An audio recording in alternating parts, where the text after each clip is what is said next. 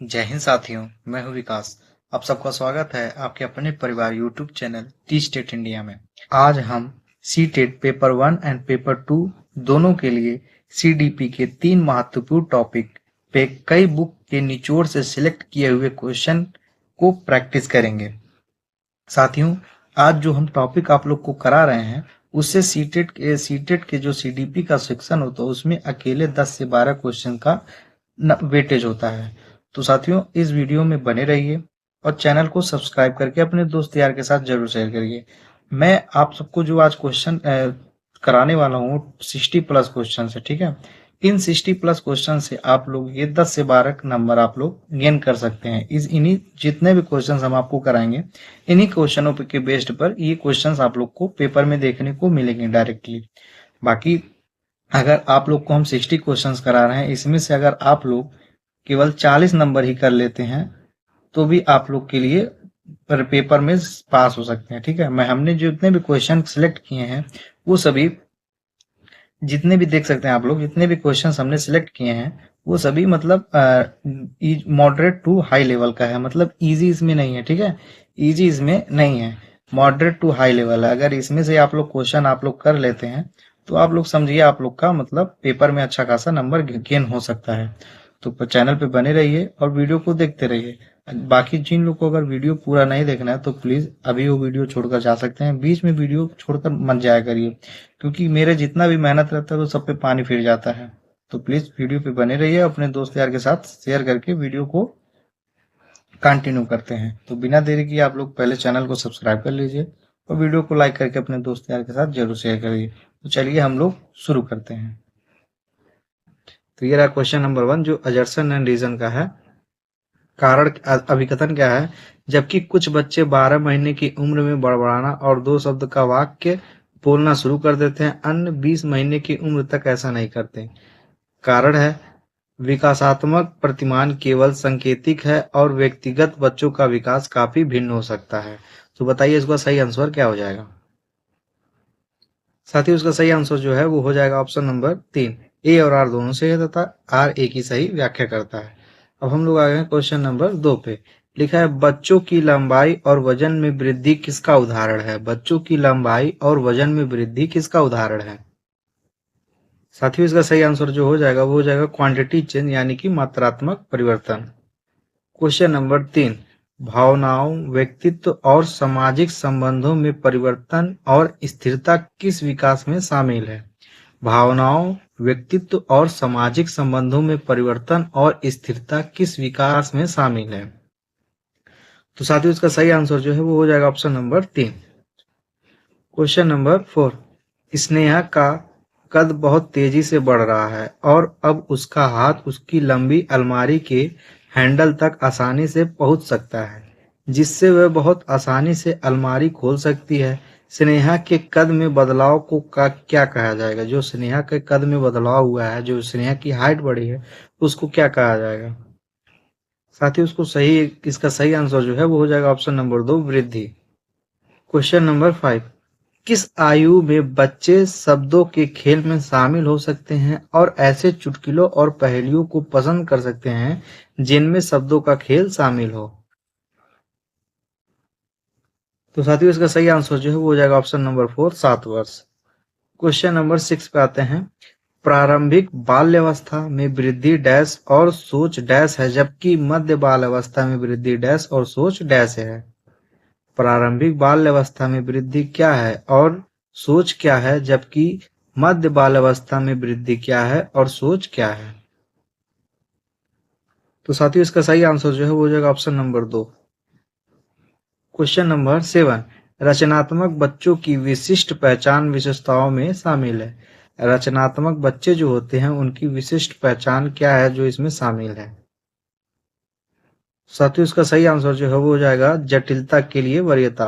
साथियों, क्वेश्चन का लेवल कैसा लग रहा है? अभी तक के हमने 7 क्वेश्चन कराए, इसमें बताइए आप लोग का क्वेश्चन का लेवल जो है, मतलब जिस तरह का मैं क्वेश्चन आपको करा रहा हूँ, जो इन तीनों टॉपिक्स हैं उन्हीं तीनों टॉपिक से जिस तरह के मैं क्वेश्चन करा रहा हूँ इसी सब तरह के क्वेश्चन आपको एग्जाम में देखने को मिलेंगे, ठीक है। तो वीडियो में बने रहिए। बाकी टोटल हमने 60 क्वेश्चन लिए हैं, जो जल्दी जल्दी करा रहे हैं, आपको केवल 2 से 3 सेकंड का टाइम देंगे उसको आंसर देने के लिए, ठीक है।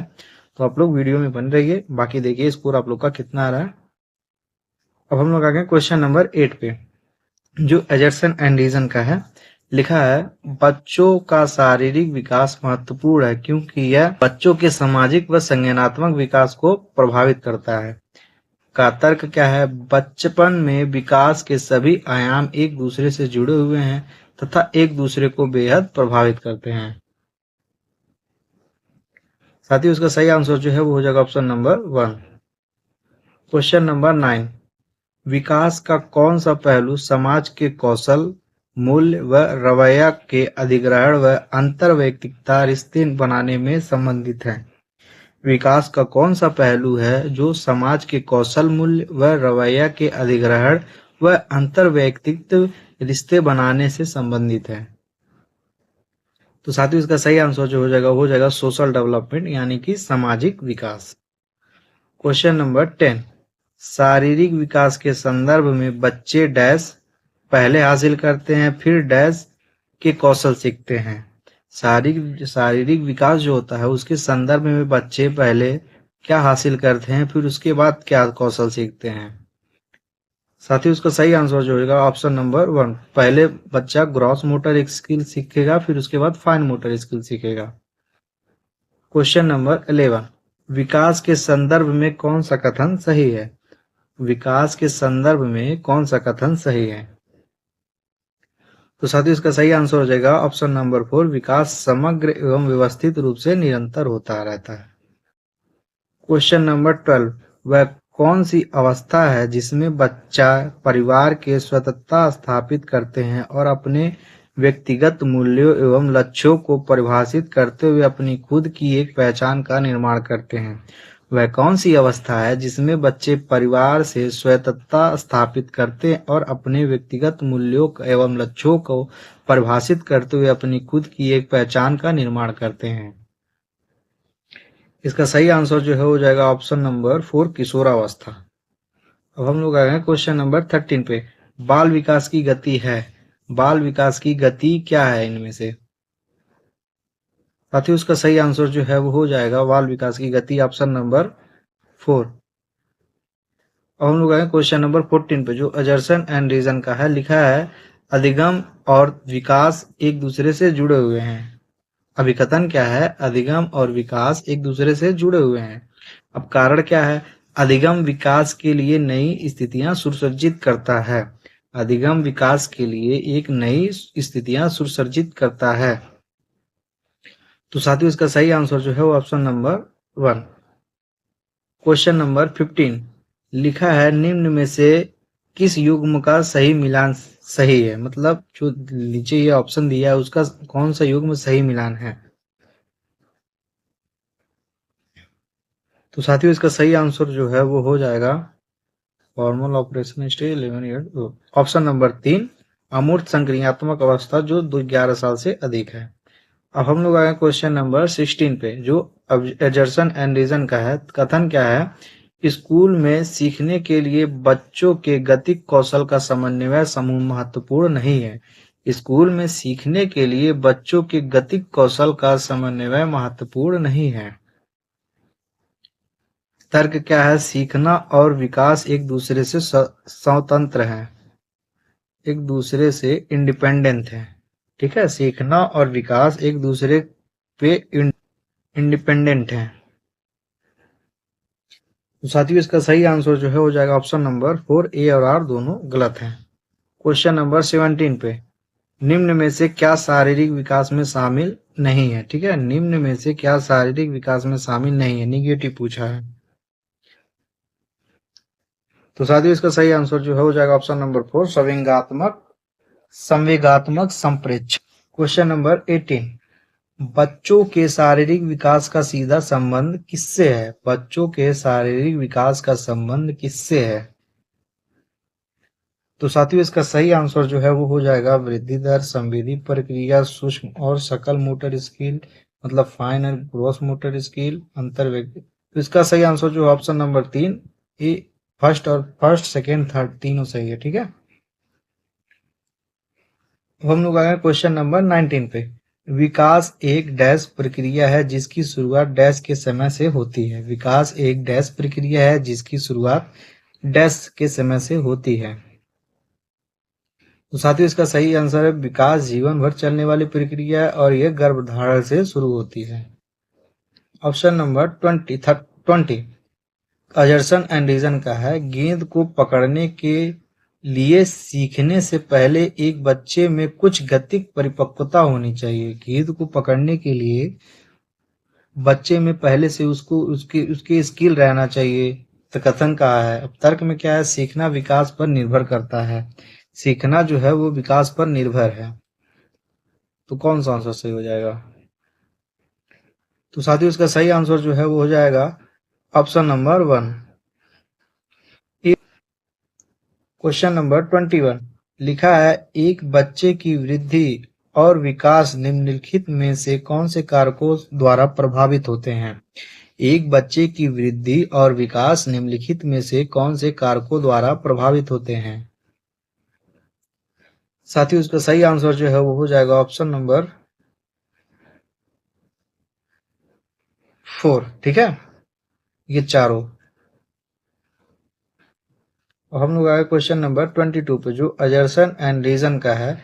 सभी संस्कृतियों के बच्चे एक ही उम्र में एक ही तरीके से विकास के चरणों से गुजरते हैं। लिखा है तर्क अभिकथन सभी संस्कृतियों में बच्चे एक ही उम्र में एक ही तरीके से विकास के चरणों से गुजरते हैं। तर्क क्या है? बचपन सार्वभौमिक और एक आयामी होता है। बचपन सार्वभौमिक और एक आयामी होता है। तो साथियों इसका सही आंसर जो हो जाएगा ऑप्शन नंबर 4। ए और आर दोनों गलत।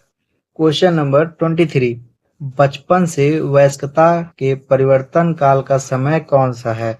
बचपन से वयस्कता के परिवर्तन काल का समय कौन सा है? इसका सही आंसर जो है वो हो जाएगा ऑप्शन नंबर 4 किशोरावस्था। साथियों आप लोग को क्वेश्चंस ठीक लग रहा है ना? ठीक है साथियों, प्लीज वीडियो में बने रहिए।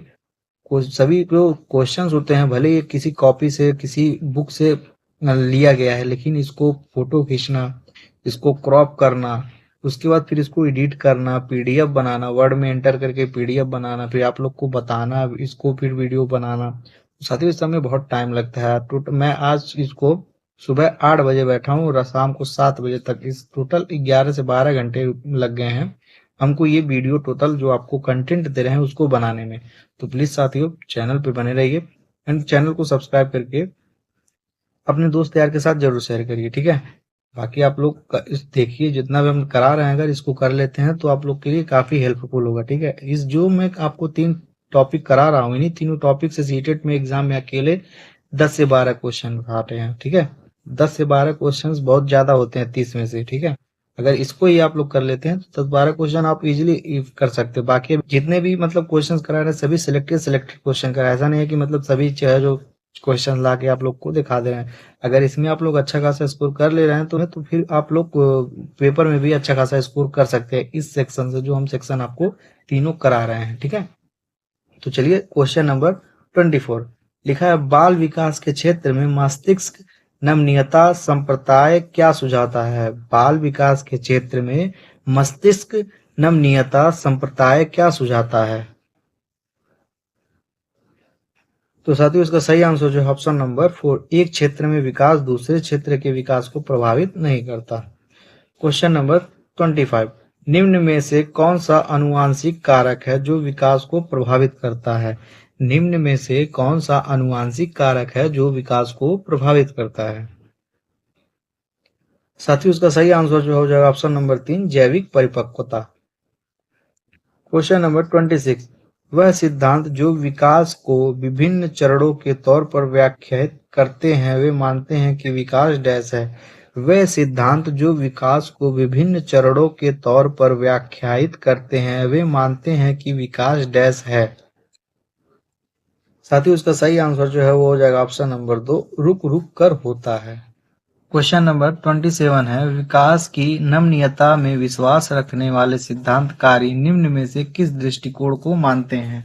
विकास की नमनीयता में विश्वास रखने वाले सिद्धांतकारी निम्न में से किस दृष्टिकोण को मानते हैं?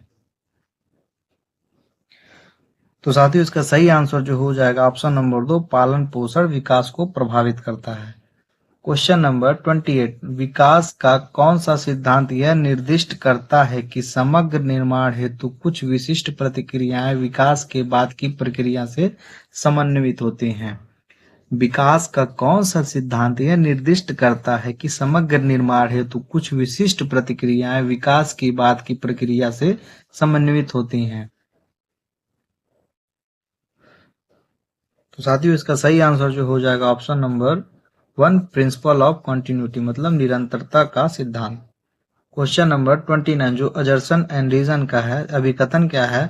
अभिभावकों और अध्यापकों को सुनिश्चित करना चाहिए कि सभी विद्यार्थियों के बाल्यावस्था अनुभव सकारात्मक हो। अभिभावकों और अध्यापकों को सुनिश्चित करना चाहिए कि सभी विद्यार्थी के बाल्यावस्था अनुभव सकारात्मक हो। कारण क्या है?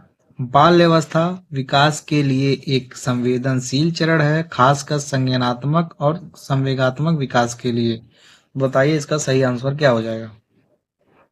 साथियों इसका सही आंसर जो हो ऑप्शन नंबर, जल्दी जल्दी बताइए 1, ऑप्शन नंबर 1 ए और आर दोनों। क्वेश्चन नंबर 13, हालांकि विकास के क्षेत्र एक दूसरे से संबंधित होते हैं, फिर भी बौद्धिक क्षमताएं जैसा कि तार्किक विचार इत्यादि को विकास की किस क्षेत्र के अंतर्गत सापेक्ष रूप से पढ़ा जाता है? मतलब डोमेन ऑफ डेवलपमेंट स्टडी पढ़ा जाता है, ये पढ़ा जाता है, ठीक है।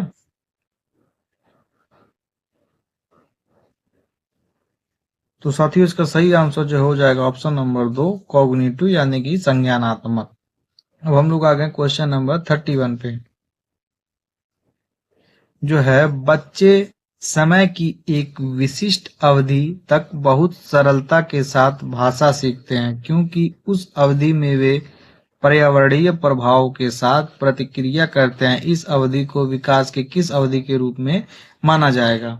बच्चे समय की एक विशिष्ट अवधि तक बहुत सरलता के साथ भाषा सीखते हैं क्योंकि उस अवधि में पर्यावरणीय प्रभाव के साथ प्रतिक्रिया करते हैं। इस अवधि को विकास की किस अवधि के रूप में माना जाएगा? तो साथियों इसका सही आंसर जो हो ऑप्शन नंबर 1, सेंसिटिव यानी कि संवेदनशील।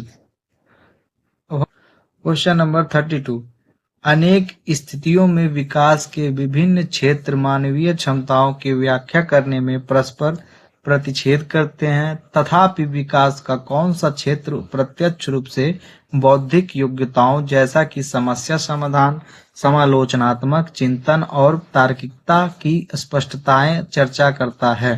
तो बताइए साथियों इसका सही आंसर क्या हो जाएगा? इसका सही आंसर ऑप्शन नंबर 4, संज्ञानात्मक, जिसको कॉग्निटिव कहेंगे। क्वेश्चन नंबर 32, लिखा है बाल विकास में संवेदनशील की अवधि का क्या अर्थ है? बाल विकास में संवेदनशील अवधि का क्या अर्थ है? तो साथियों इसका सही आंसर जो है वो हो जाएगा, जल्दी बताइए आप लोग, ऑप्शन नंबर 2, विशिष्ट क्षमताओं के विकास के लिए।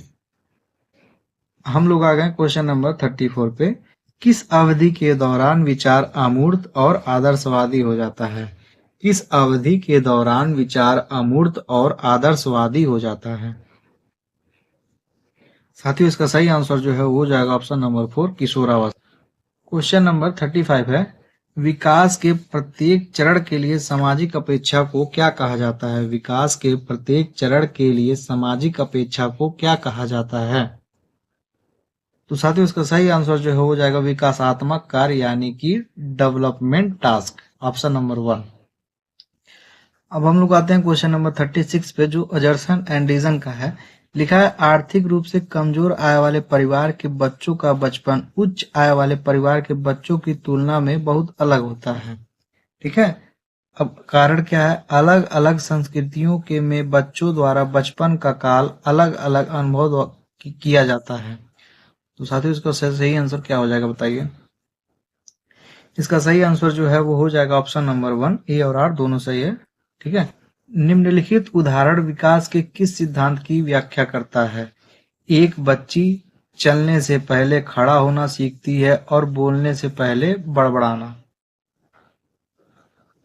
एक बच्ची जो है वो चलने से पहले खड़ा होना सीखती है और बोलने से पहले बड़बड़ाना।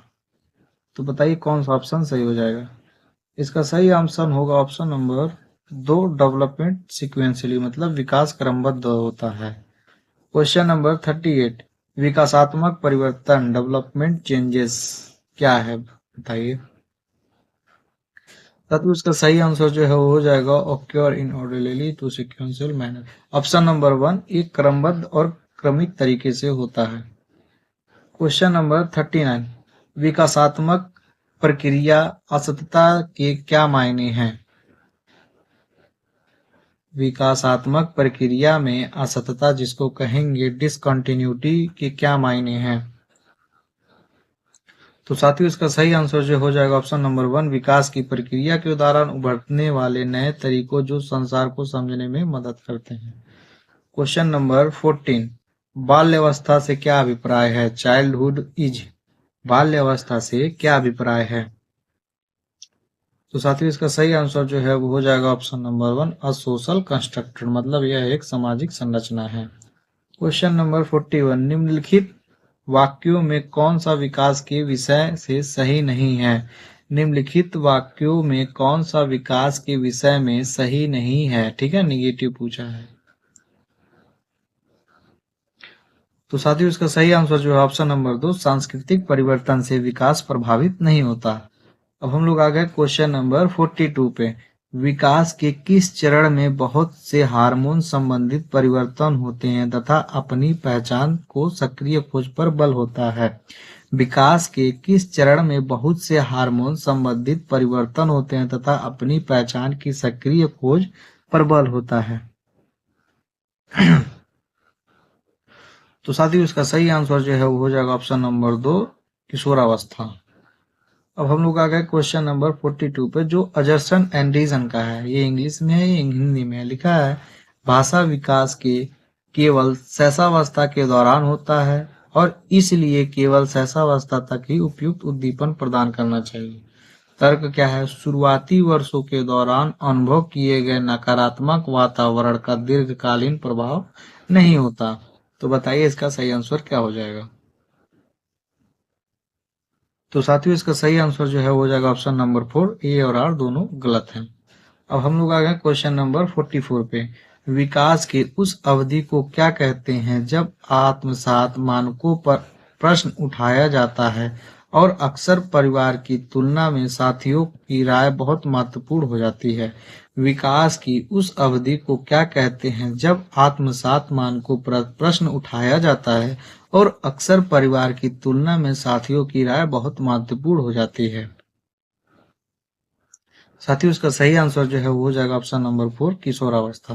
अब हम लोग आते हैं क्वेश्चन नंबर 45 पे। लिखा है निम्नलिखित में से कौन सा सूक्ष्म कौशल के उपयोग का उदाहरण है? मतलब which of the following example you use of fine motor skill. ठीक है, फाइन मोटर, देखिए साथियों दो स्किल होता है, एक फाइन मोटर स्किल होता है, एक ग्रॉस मोटर स्किल होता है। तो जो फाइन मोटर स्किल है वो है घसीट कर लिखना, मतलब जिसमें बच्चा अपनी उंगलियों का प्रयोग करता है वो फाइन मोटर स्किल के अंदर आता है। ठीक है, और जिसमें बच्चा अपना मतलब हाथ पैर का यूज करता है, मतलब मोटी मोटा जो काम करता है वो ग्रॉस मोटर स्किल के अंदर आएगा। जैसे ठीक है, अब जैसे इसमें देखिए दौड़ना, चलना, कूदना, तो इसमें दिमाग का यूज नहीं हो रहा है कहीं, इसलिए तो ये ग्रॉस मोटर स्किल के अंदर आ जाए। अब हम लोग आए क्वेश्चन नंबर 46 पे। लिखा है बच्चों के विकास का क्रम है, बच्चों के विकास का क्रम है। तो साथियों इसका सही आंसर जो है ऑप्शन नंबर 2, सामान्य से विशिष्ट की ओर होता है। पे ठीक है, लिखा है heredity totally determine an individual, अनुवांशिकता पूरी तरह से एक व्यक्ति के की निर्धारण करती है। अनुवांशिकता एक पूरी तरह से व्यक्ति की क्या निर्धारण करती है? साथियों इसका सही आंसर जो है वो हो जाएगा ऑप्शन नंबर 3, जेंडर। ठीक है, क्वेश्चन नंबर 48 है, अनुवांशिक स्वभाव के पूर्व निर्धारित प्रकटीकरण की प्रक्रिया को संदर्भित करता है। अनुवांशिक स्वभाव के पूर्व निर्धारित प्रकटीकरण की प्रक्रिया को संदर्भित करता है। साथ ही इसका सही आंसर जो हो जाएगा मैच्योरेशन, मतलब परिपक्वता। अब हम लोग आ गए क्वेश्चन नंबर 49 पे। ठीक है, आनुवंशिकता और वातावरण के विकास पर प्रभाव के संदर्भ में निम्नलिखित में से कौन सा कथन सही है? आनुवंशिकता और वातावरण के विकास पर प्रभाव के संदर्भ में निम्नलिखित में से कौन सा कथन सही है? तो साथियों इसका सही आंसर जो है ऑप्शन नंबर 4। ठीक है, अब हम लोग आ गए क्वेश्चन नंबर 15 पे। लिखा है, इनमें से कौन सा पूर्णतः आनुवंशिकी द्वारा पूर्व निर्धारित होता है? इनमें से कौन सा पूर्णतः आनुवंशिकी द्वारा पूर्व निर्धारित होता है? साथियों इसका सही आंसर जो हो जाएगा ऑप्शन नंबर 4, आंखों का रंग। अब हम लोग आ गए क्वेश्चन नंबर 51 पे। ठीक है, निम्नलिखित में से कौन सा व्यक्तिगत कारक है जो अधिगम को प्रभावित करता है? इनमें से कौन सा व्यक्तिगत कारक है जो अधिगम को प्रभावित करता है? तो साथियों इसका सही आंसर जो हो जाएगा ऑप्शन नंबर 2, हेरिडिटी, जिसको आनुवंशिकता कहते हैं। अब हम लोग आते हैं क्वेश्चन नंबर 53 पे। बच्चों में भाषा विकास किससे प्रभावित होता है? बच्चों में भाषा का विकास होता है वो किससे प्रभावित होता है? तो साथियों इसका सही आंसर जो है वो हो जाएगा ऑप्शन नंबर 3, आनुवंशिकता एवं पर्यावरण दोनों। केवल पर्यावरण नहीं होगा। तो देखिए ऑप्शन दो साथियों, अगर कहीं भी ऑप्शन में केवल लिखा है, ठीक है, तो केवल अगर कहीं लिखा है तो वो ऑप्शन निगेटिव माना जाएगा। ठीक है, तो ये सही आंसर नहीं होगा। तो देखिए केवल पर्यावरण लिखा है तो ये निगेटिव होगा, केवल आनुवंशिकता लिखा है ये भी निगेटिव होगा, आनुवंशिकता एवं पर्यावरण लिखा है यही पॉजिटिव है। तो ऑप्शन नंबर 3। नंबर 53 पे। ठीक है, शारीरिक लक्षण जैसे आंखों का रंग, ऊंचाई, बालों का रंग, बताइए क्या होगा ऑप्शन?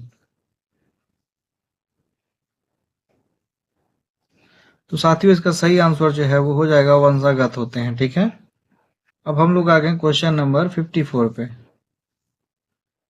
जो है, निम्नलिखित में से कौन से कारक बच्चे के संपूर्ण विकास के लिए जिम्मेदार हैं? निम्नलिखित में से कौन से कारक बच्चे के लिए संपूर्ण जिम्मेदार हैं? मतलब जो बच्चे का विकास होता है इनमें से कौन से कारक हैं जो संपूर्ण जिम्मेदार हैं? तो साथियों इसका सही आंसर जो है वो हो जाएगा आनुवंशिकता। ठीक है, आते हैं हम लोग।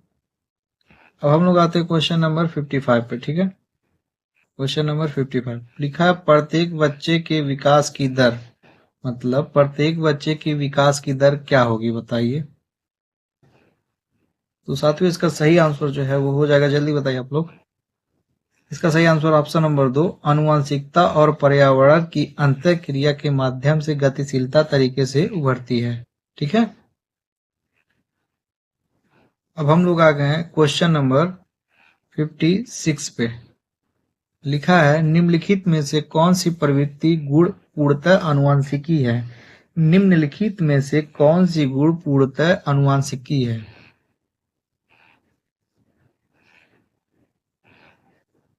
तो साथियों इसका सही आंसर जो है वो हो जाएगा ऑप्शन नंबर 1, आंखों का रंग। अब हम लोग आते हैं क्वेश्चन नंबर 57 पे। ठीक है, लिखा है, वह समय जब बच्चे वातावरण के कुछ उद्दीपन से खास तौर पर प्रभावित होते हैं वो क्या कहलाते हैं? वह समय जब बच्चे वातावरण के कुछ उद्दीपन से खास तौर पर प्रभावित होते हैं वह क्या कहलाते हैं?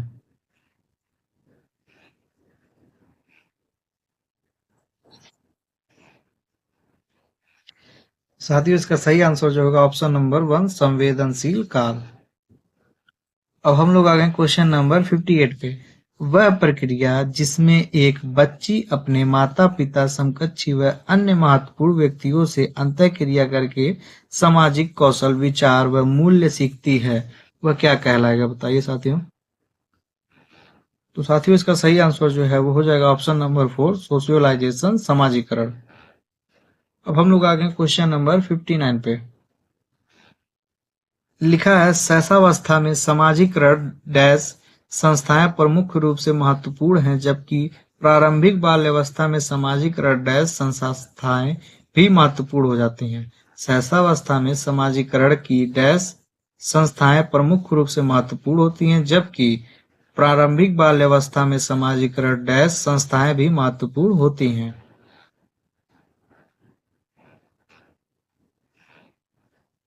तो साथियों इसका सही आंसर जो है वो हो जाएगा शैशवावस्था में सामाजिकरण प्राथमिक संस्थाएं प्रमुख रूप से महत्वपूर्ण होती है, जबकि प्रारंभिक बाल्यावस्था में सामाजिकरण माध्यमिक होते हैं। ठीक है, इसका सही आंसर जो है ऑप्शन नंबर 2। अब हम लोग आ गए क्वेश्चन नंबर 60 पे। किस पे? 60 पे, जो अजरसन एंडरसन का है। कुछ संस्कृतियों में पहले मासिक धर्म का आना उत्साह के साथ मनाया जाता है, जबकि अन्य संस्कृतियों में इसे गुप्त रखा जाता है।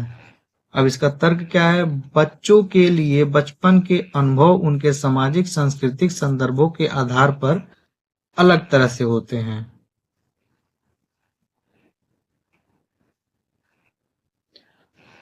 तो साथियों इसका सही आंसर जो है वो हो जाएगा ऑप्शन नंबर 1। ए और आर दोनों सही है तथा ए आर की सही व्याख्या करता है।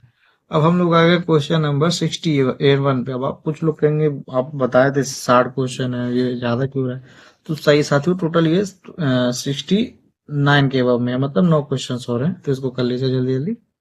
ठीक है, बाकी आप लोग अपना स्कोर काउंट करते रहिए, कमेंट सेक्शन में जरूर बताइएगा। वीडियो में बने रहिए। अब वीडियो को जरूर शेयर करिएगा अपने दोस्त यार के साथ। ठीक है, बहुत मेहनत लगा है साथियों टोटल क्वेश्चन क्रिएट करने में, देख सकते हैं आप सब। तो ठीक है, वीडियो में बने रहिए। क्वेश्चन नंबर 61 है, वह प्रक्रिया जिसमें युवा पौड़ी रोजमर्रा को अंतः क्रिया और से सामाजिक की प्रक्रियाओं को सीखती है, क्या कहलाती है? वह प्रक्रिया जिसमें युवा पौड़ी रोजमर्रा को अंतः क्रिया से सामाजिक प्रक्रियाओं को सीखती है, क्या कहलाता है?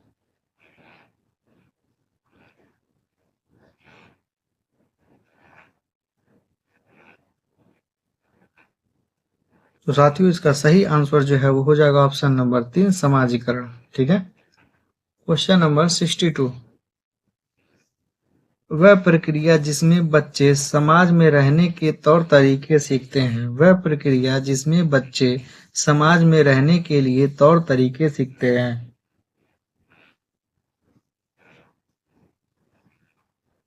इसका भी सही आंसर जो है ऑप्शन नंबर 3। तो हम लोग आ गए क्वेश्चन नंबर 63 पे।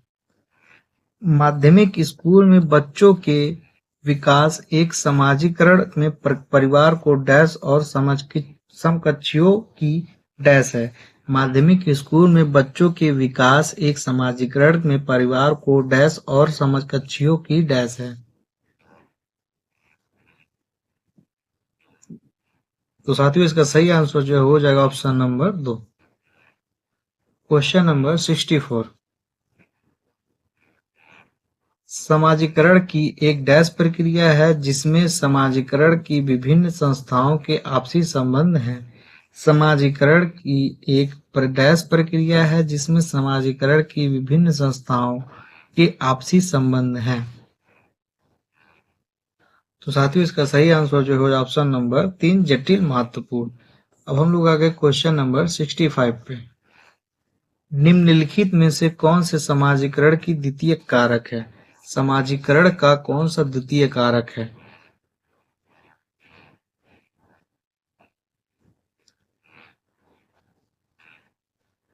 इसका सही आंसर जो है वो हो जाएगा ऑप्शन नंबर 4।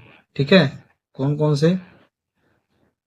विद्यालय, किताब, मीडिया। माता पिता प्राथमिक हो जाएंगे, क्योंकि जब बच्चा जन्म लेता है तो जन्म के वक्त सबसे उसका प्राथमिक बच्चा जिनसे सीखता है वो माता पिता से सीखता है। ठीक है, तो हम लोग आएंगे क्वेश्चन नंबर 66 पे।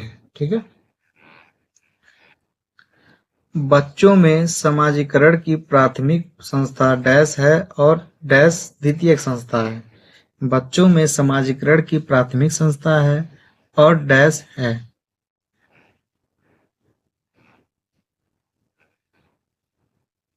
इसका सही आंसर जो हो जाएगा ऑप्शन नंबर 1, एकदम नजदीकी आस पड़ोस जनसंचार माध्यम। मतलब बच्चों में समाजीकरण की प्राथमिक संस्था है एकदम नजदीकी आस पड़ोस, मतलब माता पिता चाचा चाची जो अगल बगल के हैं वो। जन संचार माध्यम हो जाएगा द्वितीयक संस्था। ठीक है। क्वेश्चन नंबर 67,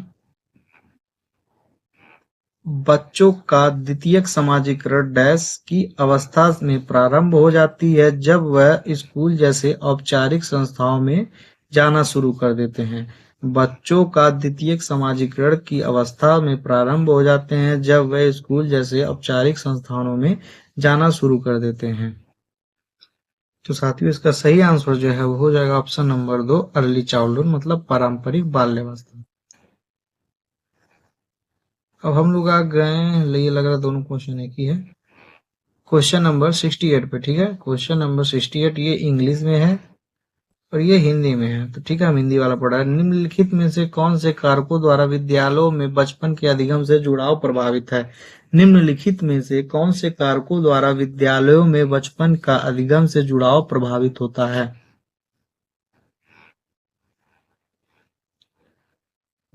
तो साथियों इसका सही आंसर जो है ऑप्शन नंबर 3, इंग्लिश वाले भी पढ़ लें।